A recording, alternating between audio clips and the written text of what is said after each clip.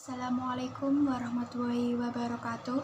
Perkenalkan, saya Tia Klima Putri Awalia, kelas B1 AKR dari kelompok 3. Di sini, saya dan teman-teman akan menjelaskan tentang kaidah dasar kalimat dan kalimat efektif. Kaidah dasar kalimat. Menurut KBI, kaidah merupakan patokan ukuran sebagai aturan yang mengatur perilaku manusia dan perilaku kehidupan bermasyarakat. Menurut Kamus Linguistik, kaidah merupakan pernyataan umum tentang sesuatu keteraturan, suatu pola dalam bahasa. Pengertian kalimat. Menurut KBI, merupakan satuan bahasa berupa kata atau rangkaian yang dapat berdiri sendiri dan menyatakan makna yang lengkap. Menurut Kamus Linguistik, merupakan satuan bahasa yang secara relatif berdiri sendiri, mempunyai makna intonasi final dan secara aktual maupun potensial terdiri dari klausa. Pengertian kaidah kalimat. Kaidah kalimat adalah konstruksi gramatikal yang terdiri atas satu atau lebih klausa yang ditata menurut pola tertentu dan dapat berdiri sendiri. Unsur kalimat. Unsur kalimat adalah fungsi sintaksis yang dalam buku-buku tata bahasa lama biasa disebut jabatan kata dalam kalimat, yaitu subjek, predikat, objek, pelengkap, dan keterangan. 1. Predikat. Predikat adalah bagian kalimat yang memberitahu melakukan apa atau dalam keadaan bagaimana subjek. Contoh, A. Ibu sedang tidur siang. B. Putrinya cantik jelita. Kata yang dicetak miring adalah predikat yang menjelaskan apa yang dilakukan pelaku atau subjek setiap kalimat tersebut. 2. Subjek. Subjek adalah bagian kalimat yang menunjukkan pelaku, benda, sesuatu hal, atau masalah yang menjadi pokok pembicaraan. Subjek biasanya diisi oleh jenis kata. Contoh, A. Meja direktur besar. B. Ayahku sedang melukis. Kata yang dicetak miring adalah subjek. 3. Objek. Objek adalah bagian kalimat yang melengkapi predikat. Contoh, A. Nani menimang bla bla bla. B. Arsitek merancang bla bla bla. C. Juru masak menggoreng bla bla bla. Verba transitif menimang, merancang, menggoreng adalah predikat yang menuntut untuk dilengkapi. Unsur yang melengkapi predikat bagi ketiga kalimat itulah yang dinamakan objek. Contoh, A. Nani menimang bayi. B. Arsitek merancang bangunan. C. Juru masak menggoreng ayam. 4. Pelengkap. Pelengkap adalah bagian yang melengkapi predikat. Letak pelengkap umumnya di belakang berupa verba. Posisi tersebut juga ditempati objek. Dan jenis kata yang mengisi pelengkap dan objek juga sama. Contoh, A. Indonesia berasaskan Pancasila. B. Gamelan merupakan kesenian tradisional. Hal yang membedakan pelengkap dan objek adalah jenis pengisinya. Pelengkap dapat pula diisi oleh frasa adjektiva dan frasa preposisional. Kalau dalam kalimatnya terdapat objek, letak pelengkap adalah di belakang objek, sehingga urutan penulisan bagian kalimat menjadi subjek, predikat, objek, pelengkap. Contoh, A. Sutarji membacakan penggemarnya puisi kontemporer. B. Ayah membelikan adik rumah baru. C. Sekretaris itu mengambilkan atasannya air minum. 5. Keterangan. Keterangan adalah bagian kalimat yang menerangkan berbagai hal tentang bagaimana kalimat yang lainnya. Contoh, A. Karena malas belajar, mahasiswa itu tidak lulus. Keterangan penyebab. B. Polisi menyelidiki masalah itu dengan hati-hati. Keterangan cara. C. Anak yang baik itu rela berkorban demi orang tuanya. Keterangan tujuan. Kata yang dicetak miring adalah keterangan. Pola kalimat. Kalimat yang kita gunakan sebenarnya dapat ditelusuri kembali ke prinsip yang sangat terbatas. Dengan kata lain, Semua kalimat yang kita gunakan berasal dari hanya beberapa pola kalimat dasar.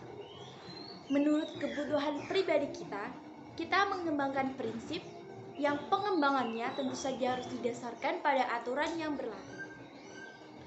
Perubahan dapat dilakukan dalam bentuk elemen dengan menambahkan instruksi, kalimat atau deskripsi subjek, predikat, objek, atau tambahan.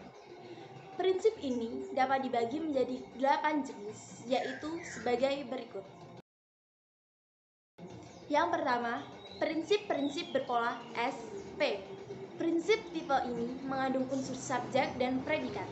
Predikat kalimat dari jenis ini dapat berupa kata kerja, kata benda, kata sifat, atau angka.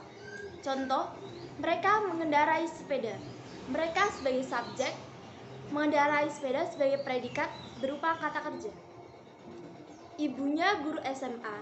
Ibunya sebagai subjek, guru SMA sebagai predikat kata benda. Pemandangan itu indah. Pemandangan itu sebagai subjek, indah sebagai predikat kata sifat. Yang kedua, prinsip-prinsip berpola SPO. Dalam kalimat sederhana, tipe ini memiliki elemen subjek, predikat, dan objek.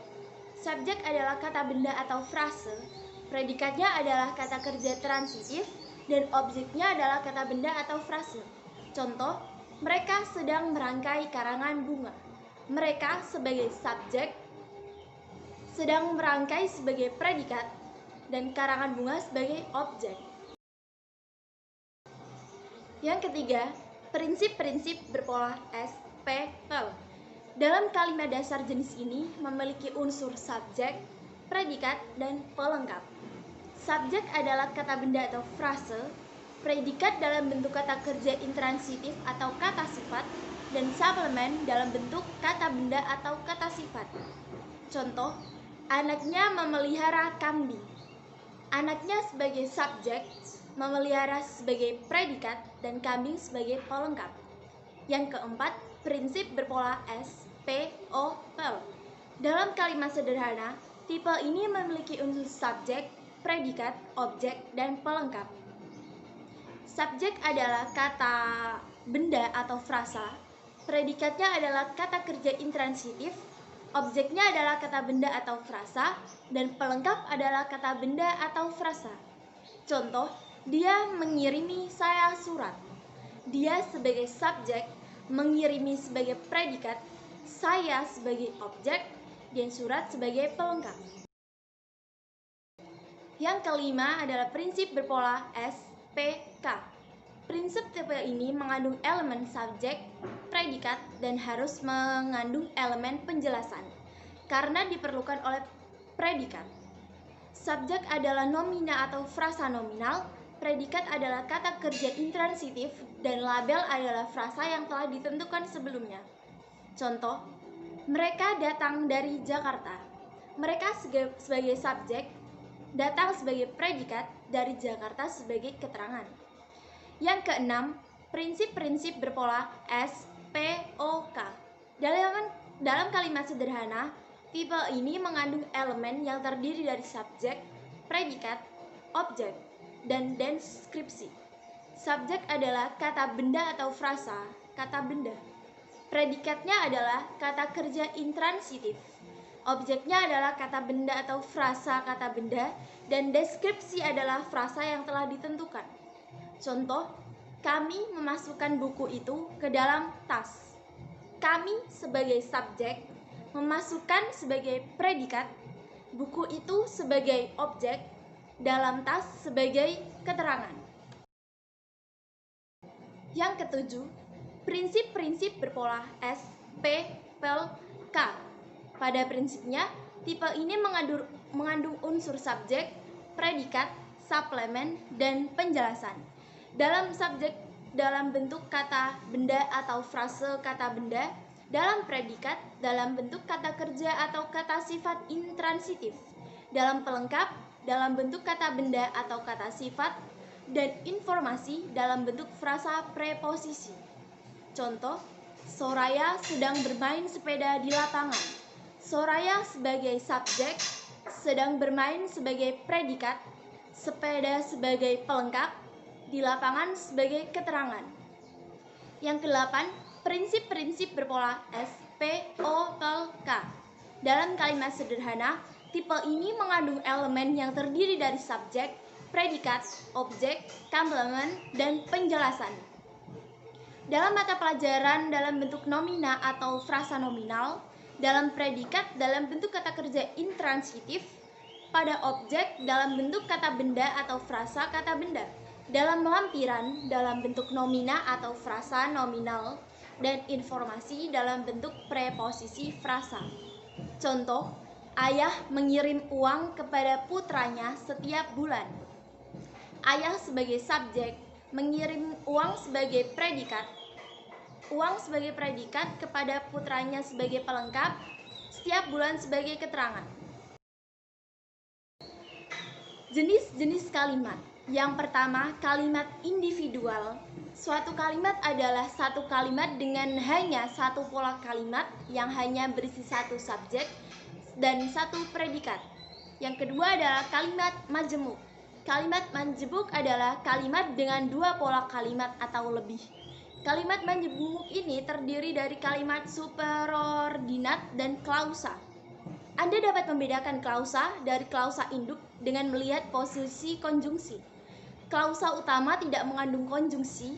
Konjungsi hanya ada dalam klausa.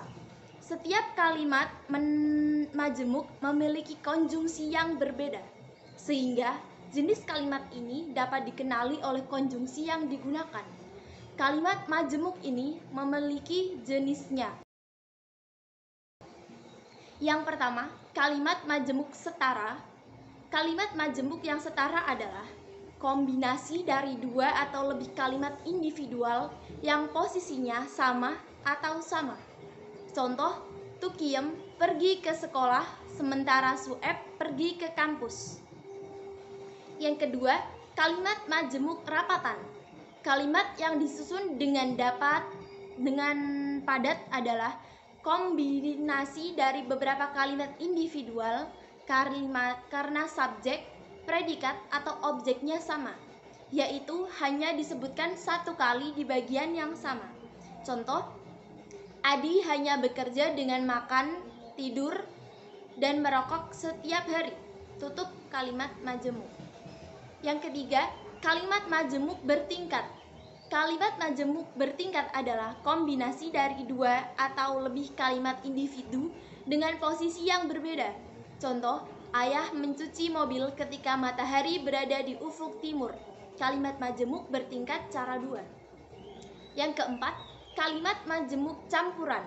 Kalimat majemuk campuran adalah kombinasi dari kalimat majemuk yang sama dan kalimat majemuk multitahap. Ini terdiri dari setidaknya 3 kalimat. Contoh, Tony bermain PS dengan Kevin dan Rina bermain boneka di kamar ketika saya datang ke rumahnya. Kalimat campuran-campuran. Yang selanjutnya yaitu kalimat efektif. Dalam berbahasa, kita menggunakan kata-kata yang terangkai sesuai dengan kaidah yang berlaku, sehingga dapat mengungkapkan gagasan, perasaan, atau pikiran yang ada dalam benak kita. Rangkaian kata tersebutlah yang disebut dengan kalimat.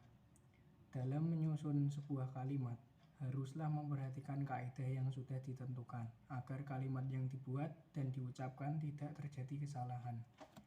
Kaidah-kaidah dalam penyusunan kalimat tersebut ialah: yang pertama, unsur-unsur penting yang harus dimiliki setiap kalimat. Yang kedua, aturan-aturan tentang ejaan yang disempurnakan dan cara memilih kata dalam kalimat atau diksi. Yang selanjutnya yaitu pengertian dari kalimat efektif.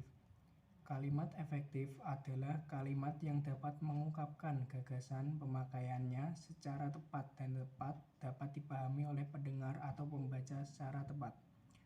Suatu kalimat dikatakan efektif apabila memenuhi syarat dan pola-pola untuk membentuknya, sebagaimana dikemukakan Putra Yasa, bahwa kalimat efektif adalah kalimat yang mampu menyampaikan informasi secara sempurna, karena memenuhi syarat-syarat pembentuk kalimat efektif tersebut. Secara garis besar, ada dua syarat kalimat efektif, yaitu yang pertama, pemilihan kata atau diksi dan penggunaan ejaan. Yang kedua, memiliki struktur dan ciri kalimat yang efektif. Ciri-ciri kalimat efektif. Yang pertama, kesatuan dan kesepadanan. Dalam suatu kalimat harus ada keseimbangan antara pikiran atau gagasan dengan struktur bahasa yang dipergunakan. Kesepadanan kalimat dapat dilihat dari struktur bahasa dalam mendukung gagasan atau konsep yang merupakan kepaduan pikiran. Kesepadanan memiliki ciri-ciri sebagai berikut. Yang pertama, subjek dan predikat. Contoh 1. Mencabut gigi hanya dilakukan dalam keadaan terpaksa. Contoh yang kedua, Mira menulis surat untuk neneknya di Palembang.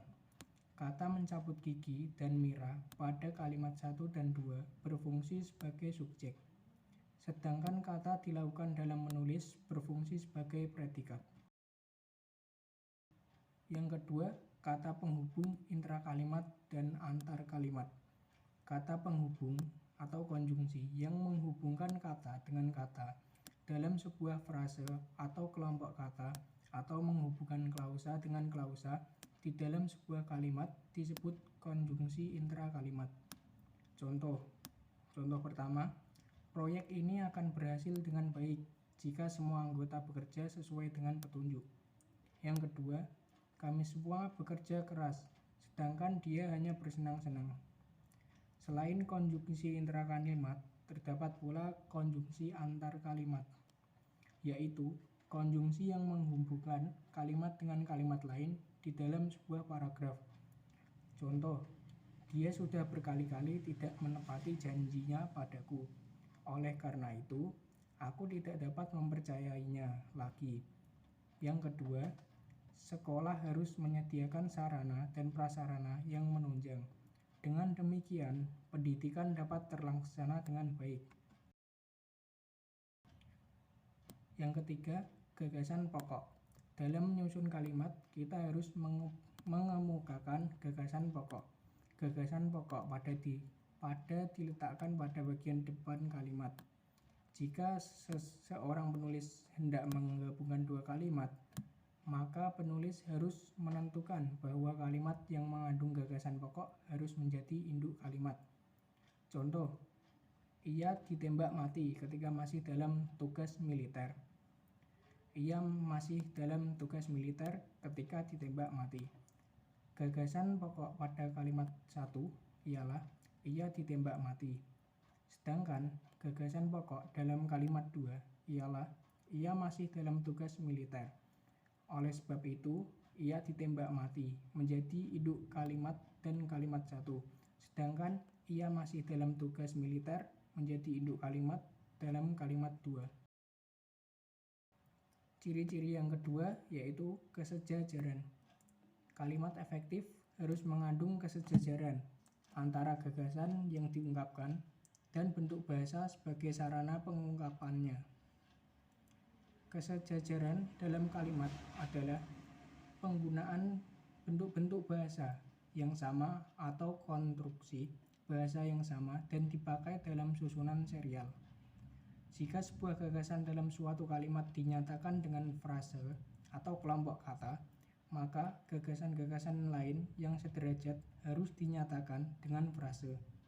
Jika sebuah gagasan dalam suatu kalimat dinyatakan dengan kata benda, misalnya bentuk pe-an dan ke-an, maka gagasan lain yang sederajat harus dengan kata benda juga.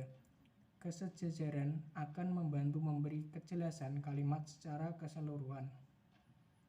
Kesejajaran dapat dibedakan atas kesejajaran bentuk, kesejajaran makna, dan kesejajaran bentuk berikut maknanya. Yang ketiga yaitu penekanan. Setiap kalimat memiliki sebuah gagasan pokok.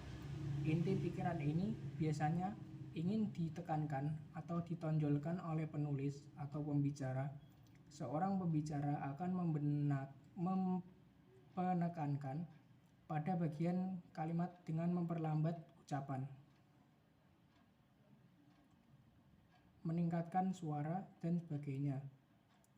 Penekanan dalam kalimat adalah upaya pemberian aksentuasi, pementingan atau pemusatan perhatian pada salah satu unsur atau bagian kalimat agar unsur atau bagian kalimat yang diberi penegasan atau penekanan itu lebih dapat perhatian dari pendengar atau pembaca.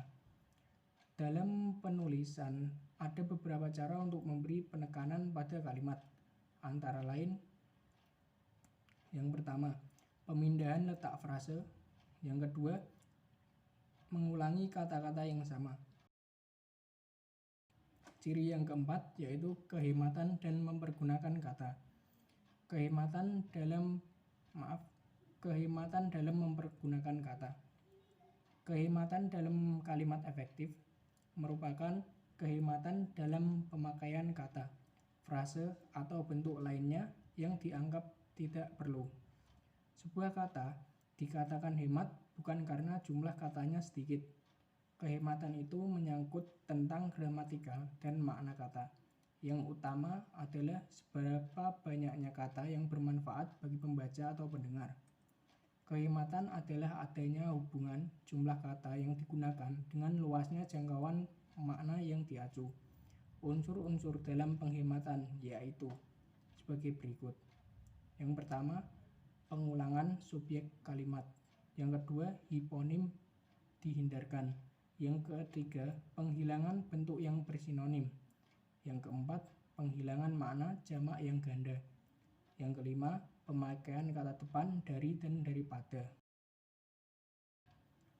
Yang kelima yaitu kevariasian dalam struktur kalimat.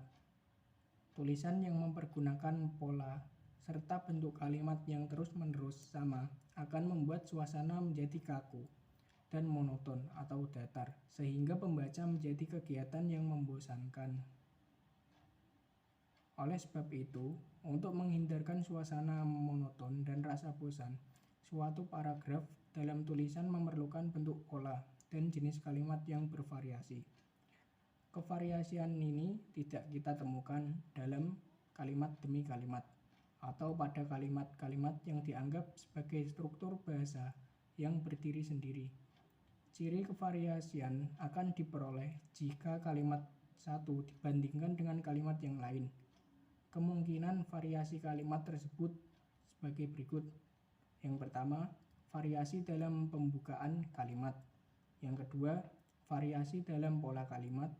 Yang ketiga, variasi dalam jenis kalimat. Yang keempat, variasi bentuk aktif pasif.